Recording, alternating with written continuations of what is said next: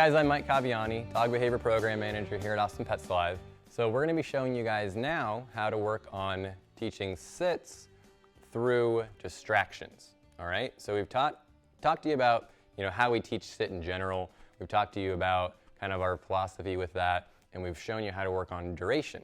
So now your dog knows how to sit and hold that sit for a while. Great, good job. Now let's work on how to teach that dog to hold his sit with stuff going on around in the environment, right? It's cool that your dog can hold his sit in the house or in your own backyard, but can he hold that sit when you're out on a walk at Zilker or at the trail or wherever you're walking around, okay? So, working through distractions. The first thing to really, I think, have a firm understanding on, we talked with the intro to sit on how we don't like recommanding, right? And we talked about why. But reminding, which is similar but different, is a really good idea. It's a really good way to support your dog to hold their sit through things going on in the environment that might entice them to not sit. So let's just break down the difference, okay?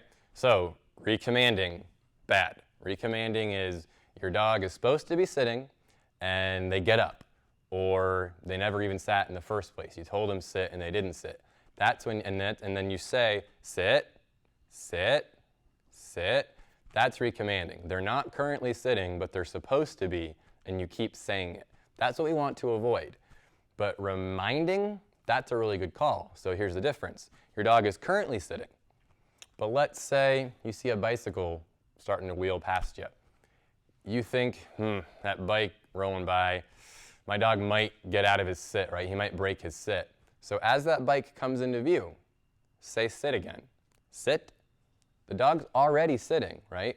You're just trying to make sure you're telling him like, hey pal, keep doing what you're currently doing even though this distraction is happening, right? This distraction's about to happen, but I want you to remember you're supposed to be sitting. So sit in a timely kind of strategic way. That bike shows up, the dog notices it, he's sitting, and then he's like, ooh, bike. And then he hears you, sit. Oh, right, I'm supposed to be sitting right now. Cool, I won't get up. So it's a good way to support him through distractions. So that's the difference between a reminder and recommanding. Reminding good, recommanding bad. Okay, now that we understand that, we can now kind of understand how to work through distractions. So what you're going to see is you're going to see Amy, our dog behavior adoption follow-up manager. She's going to be working with Tug, one of our dogs up for adoption. He's really good at holding sits. He's really, really good at it. But we're going to now make sure he's good at holding sits through distractions, okay? So we're going to add some distractions around the room. It might get kind of goofy, but we're going to make sure that he can hold that sit as distracting things come by. So if he holds that sit, he'll get rewarded for that. If he doesn't hold that sit, you'll see Amy apply that really gentle but steady application of leash pressure as we covered in the intro to sitting.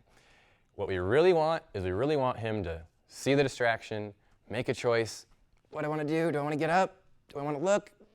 Look. And that's where we're going to reward right there. But we're not going to prevent him from making the wrong choice. And we'll show you kind of in the moment as to why we choose that. All right? So let's see how it goes. This will be Tug and Amy working on sits with distractions. Thanks, guys. Yay! Good boy, Tug.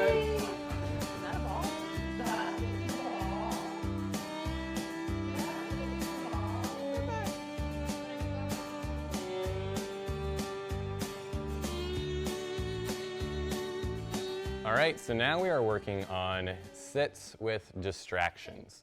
So we've got Amy here and we've got Tug, and we're going to show you how to work on your dog holding his sit regardless of what's happening around him in the environment.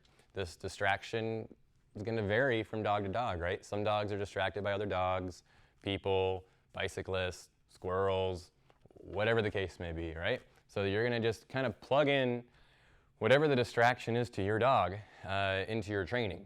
For Tug, we're going to add just kind of different things. We don't have dogs in the room right now.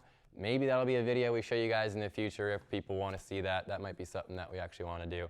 But for this, we're going to use kind of people and things because Tug loves people. So that's great. We don't want to discourage that. But at the same time, not every single person wants to deal with a dog running up to them, right? So Amy's going to work on keeping Tug's focus and holding his sit while different distractions occur around the room.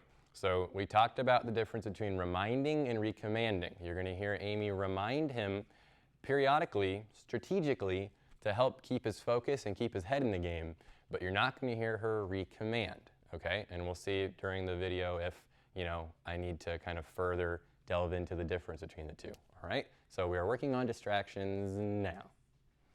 Hey, how's it going? Sit. Good to see you. Hey. Good.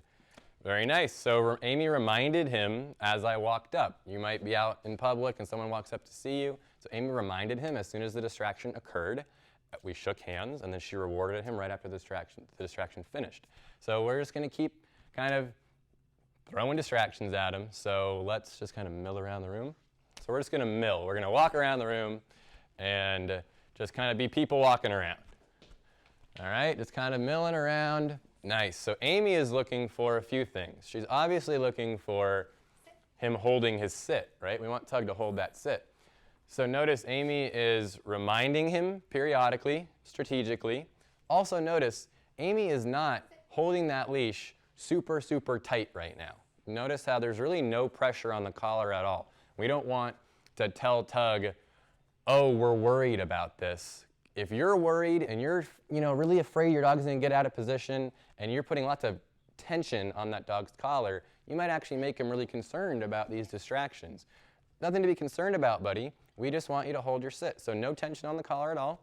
Amy reminded him a couple times periodically when the distractions got really close and rewarded him for holding that sit, but not only holding that sit, but also checking in with her.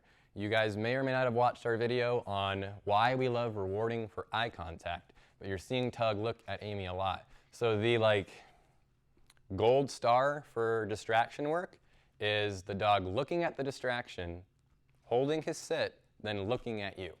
We actually want him to notice the distraction, right? We want to know that he's seen it, processed it, and then made the decision, oh, cool, a squirrel, no big deal, look at my handler. Right? That's what we want. That's the jackpot moment. I'd actually prefer that than over the dog who's just staring at you like 24/7. I'm not going to complain, but I want to know the dog has seen the distraction and made the choice on his own to hold his sit and check in with you. So now we're going to add maybe a little bit more challenging distraction. We're going to grab some items as we're walking around the room. So we'll see how that goes, okay? And don't mind our kind of goofy antics, all right? All right, how's it going, pal? Hey, bud. Yes. Just gonna kind of move around, do things that people might do. Nothing to intentionally scare him, obviously, but things to make him as good of a dog as can be. So just moving items around, things that might happen out in the real world. Moving chairs, maybe oh, so he broke sit because of a ball. That's definitely a hard one for him.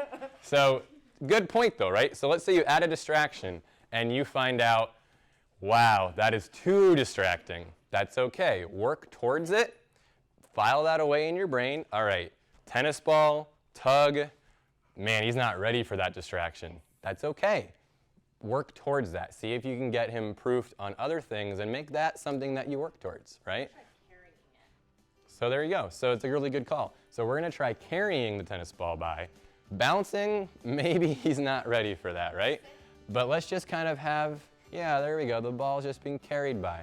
And Amy reminded, you can see Tug's a lot more interested in that distraction, right? But he's holding it together. That reminder was really well timed by Amy.